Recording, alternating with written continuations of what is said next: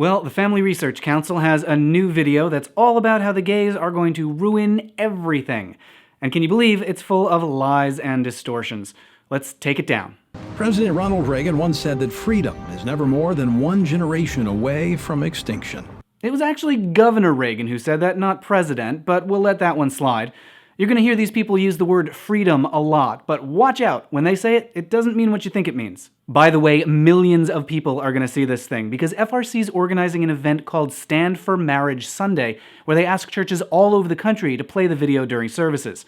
They're going to have a captive audience, and here's the guy responsible. I'm Tony Perkins from the Family Research Council. Just a little backstory on Tony. He's been running FRC since 2003. He called homosexuality morally wrong. He's opposed to even civil unions, and he says that gay kids should be sent to pray away the gay torture camps. He opposed the repeal of Don't Ask, Don't Tell, and he supported Uganda's Death to Gays bill. Back in the 90s, he was caught buying a mailing list from the former head of the Ku Klux Klan. In 2001, he delivered a friendly speech to a white supremacy group, and under his leadership, FRC was designated a hate group. So he's great.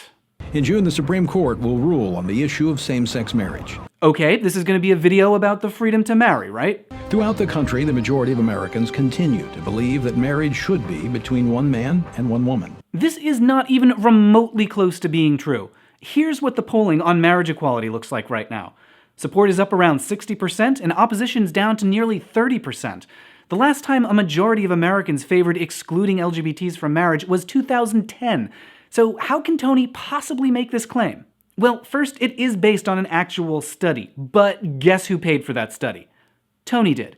In fact, it was conducted by a PR company that advertises on its website that it shows clients how to change opinions and behaviors. So this isn't a study at all, it's propaganda. But maybe most importantly is the fact that 81% of Americans believe the government should leave people free to follow their beliefs. Yeah, okay, stop. That 81% number is from the same PR company that did the marriage study, so it might as well be made up. But wait, is this a video about marriage or religion? Wedding photographers, florists, bakers, and caterers are increasingly being punished by the government.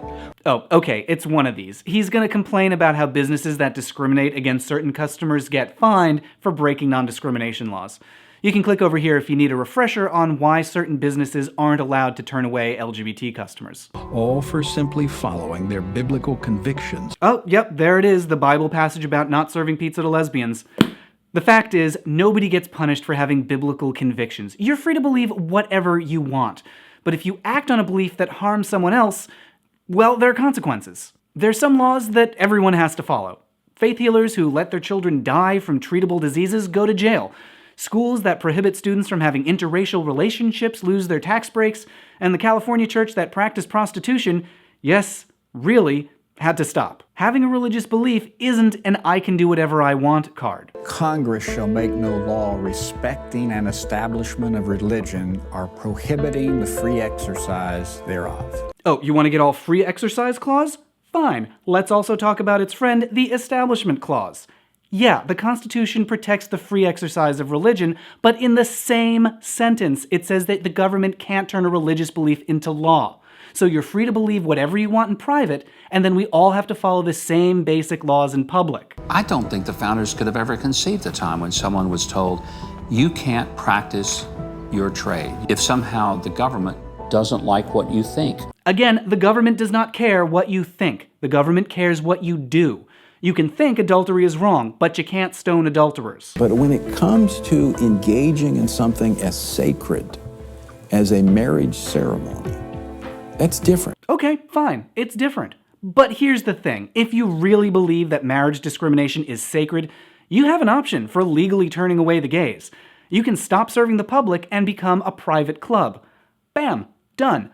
Go and discriminate. You still can't stone people, but you can turn away whoever you like. But that's not what Tony wants. He wants to double dip with his rights. He wants the benefits of serving the public without the responsibility of treating everyone equally. And you can't do that. If you want the government to protect your freedom, you have to let it protect everyone else's. I love gay people. I've had gay friends. I don't hate them. It's not about that. I covered this I have gay friends thing a few videos ago.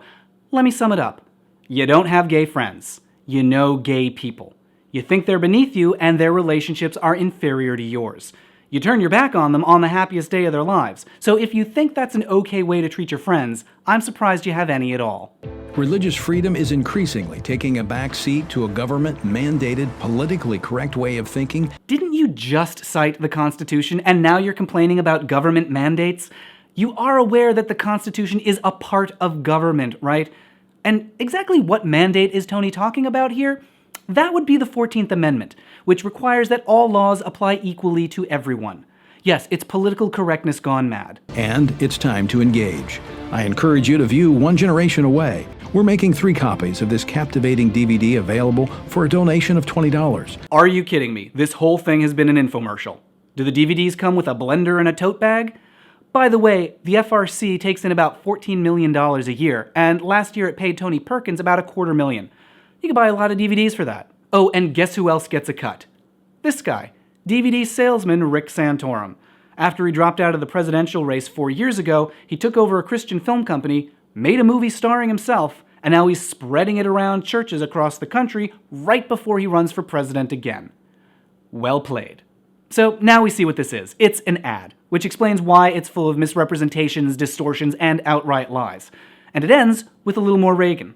Then you and I may well spend our sunset years telling our children and our children's children what it once was like in America when men were free.